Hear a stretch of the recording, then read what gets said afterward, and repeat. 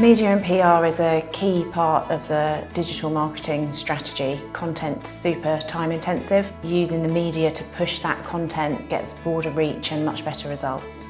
Effective media and PR planning is really about understanding the objective first of all. Some people will implement a plan for lead generation, others for brand awareness, and often a combination of the two. Measuring traditional print advertising can be really tricky. Using a combination of print and digital advertising gives a really focused and measurable result to the campaign. It means you can actually very clearly see the return on investment from the spend that you put into the media. We work with a range of clients, media planning and implementing. In every instance, we've seen an increase in traffic and goal completions to the site as a direct result of that activity. If you'd like to talk to us about your media and PR requirements, you can pick up the phone. You can also sign up to our blog at Pauly Creative for construction marketing tips.